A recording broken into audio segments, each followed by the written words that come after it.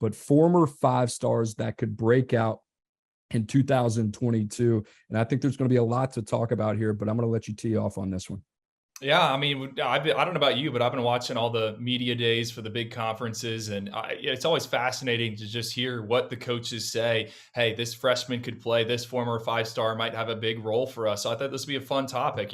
What guys are former blue chippers, former big names that could emerge on the scene and be household names by week 4, week 5. And I think for me, starts at the top of the list with Leonard Taylor, former number 4 player in the country, or was it number 3? I mean, Miami, Manny Diaz and that staff, I mean, they hardly use Leonard Taylor, even though he graded out as the Hurricanes' top run defender as a true freshman. He only played 200 snaps, and I think with Kevin Steele coming in, running an aggressive 4-3 look, I mean, Auburn, they've had a ton of success up the middle in recent years. I think Leonard Taylor is in line for a big season. I think Miami's defense as a whole has gotten much better. They brought in a bunch of transfers, and I think to me, Leonard Taylor is someone that will take a monster step here in 2022. And if we were playing the NCAA football game, I mean, and you rush with an interior guy, he's going to have that little impact star underneath him if you're playing with the Miami Hurricanes defense. I immediately thought of Kevin Steele, the new defensive coordinator at Miami. And I thought back to 2019, where he had a top 20 ranked defense at Auburn. And a lot of that started with Derek Brown, some of the guys that they had up front. So I really like that pick. I'm going to go with Emeka Egbuka, originally out of the state of Washington, the 2021 cycle. And a lot of that has to do with what just left the receiver room in Columbus. You're talking about Garrett Wilson and Chris Olave, 2 top 15 picks in this past year's NFL draft. But with that, you talk about the production that's leaving Ohio State as well. 135 receptions, 1,900 yards receiving, and 25 touchdowns. Somebody's going to have to step up. And, listen, Emeka Egbuka is not the only guy in that room capable of stepping up. I think Marvin Harrison Jr. Is certainly a guy that's capable there, former 5-star Julian Fleming as well. But Egbuka, I think, kind of fits a little bit more of the guy that can run side by side with Jackson Smith-Njigba and can kind of play that Garrett Wilson type of role. So I think he's going to have a big year, and not to mention that CJ Stroud, a Heisman contender, is his quarterback. So I like Emeka Egbuka there. Drew, who do you have next? Well, I was going to say, I mean, CJ Stroud's got to throw someone the ball, right? And I think that's a great pick. I mean, Julian Fleming, and my question is kind of, where is he in all this? But I like Emeka and, zone 6. I mean, that's what it is. My next guy is another former 5-star, so I went one for every year. So Leonard Taylor is a class of 2021. My class of 2022 guy, Eric Gilbert, the tight end at Georgia, originally signed with LSU, transfers back home. Stetson Bennett had this line at SEC Media Days. He said that Eric Gilbert understands the scramble drill and how to get open when plays break down. And to me, that really stood out, because I think when you look at Darnell Washington, when you look at Brock Bowers, I mean, Brock Bowers is good at everything. Darnell Washington is a big frame guy, but I think as a pass catcher, when you talk about Georgia's tight ends, Gilbert might be the best guy. And, so I'm watching on him. I think he's going to have to manage his weight a little bit. I think there's reports out there that he was over 260 pounds at the start of spring camp, but Georgia's probably going to be in a lot of 13 personnel this season. And I think Eric's a guy that could put up some big numbers and kind of right the ship, correct things, get back on track after he made some plays in 2020 as a true freshman there at LSU.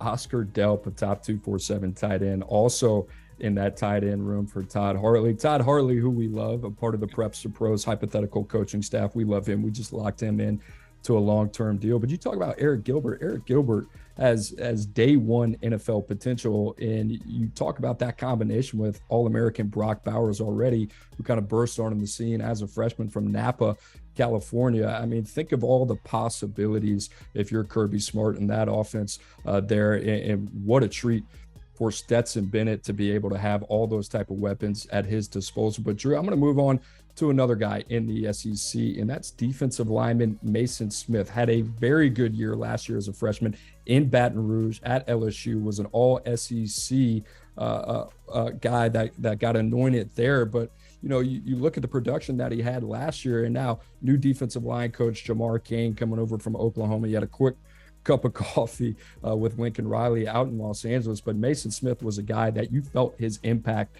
even last season. I think statistically had a pretty good year, had 5 tackles for loss, 4 sacks already. This is a guy that I expect to be the heart of LSU's defensive line. You talk about the guys that he's going to be able to play with, BJ Ojolari, Ali Gay, Jaquelin Roy, some of these guys up front. I think LSU is going to be very stout up front, and I think Mason Smith is going to be a big part of that. Number 31 player coming out in 2021, the number 7 defensive lineman. I think he has the chance and the potential to be the next great one at LSU. Well, let's stick in the SEC for my last one right here. We're going to go to Arkansas. How about Jaden Hazelwood, former 5-star wide receiver? And I said I went class of 2021, class of 2020, and then class of 2019. I mean, Jaden Hazelwood's a guy that was at Oklahoma. He played at Oklahoma. He's going to wrap things up in Fayetteville. And I think this is a guy that could have a monster season. Obviously, Sam Pittman, that offense, they want to ground and pound. But they still want to open it up. And we saw what Treylon Burks did last season. Obviously, he went in the first round of the NFL draft. And I think someone's going to have to step up. And just looking at that roster, looking at the 2 deep, I don't think it's going to be Warren Thompson. I remember Warren Thompson coming out of high school, but I also remember Jaden Hazelwood, watching him at the opening finals, watching him at Miami's Paradise Camp. I think this is a dude, and he's got kind of a similar build to Mr. Burks. Maybe he's not as heavy as him, but he's got the size. And I think, Arkansas is going to want to work Rocket Sanders on the ground behind that big offensive line with KJ Jefferson, and they're going to lull defenses to sleep, and then you hit Jaden Hazelwood over the top. So I think he's a guy that could, kind of resurrect his career at Arkansas and get back on track and get towards the NFL draft. I think that's going to be a really good opportunity for him in Fayetteville. You talk about a guy that had over 1,000 yards receiving in Treylon Burks. So Arkansas is going to have to find a way to replace that Kendall Briles. And you mentioned him. I think body type wise, it makes a lot of sense. And Jaden Hazelwood, this just might be a better opportunity for him. All the weapons that Caleb Williams had at his disposal last year at Oklahoma. Mario Williams, one of those guys as well. Marvin Mims, Theo Weiss, so a lot of bodies there in Norman, Oklahoma, and a lot of options for Caleb Williams. And now he goes to a place in the SEC. I think it's going to be a more opportune situation for him. But I'm going to stick in Fayetteville on the defensive side of the ball. I'm going to go with Drew Sanders, and I've loved this guy. I've had a football crush on him for as long as I can remember, but he is a very multiple player. He signed with Alabama out of high school, and a guy that actually played a little bit, ended up getting hurt, transferred to Arkansas this offseason, but I think is a guy that fits perfectly within Barry Odom's defense, and a Barry Odom defense that is very tough, very, very physical, but ranked 50th in total defense last year. But this is a guy I kind of think, and comparing him to players on Sunday, Kyle Vander Esch comes up, Anthony Barr comes up, a 6'4" plus 235-pound linebacker that's versatile. You can play him off ball, you can play him off the edge and passing down situations. I love me some Drew Sanders. Drew, how about that? We got Arkansas, Sam Pittman, Jaden Hazelwood, and Drew Sanders, 2 former 5-stars looking to make an impact in the SEC West. How did you pick Cincinnati week 1, and then we're over here giving all Arkansas? I picked Cincinnati to cover. Stop with that stuff. I didn't pick them to win outright. That Coach, that's what we call fake news. We're not having that.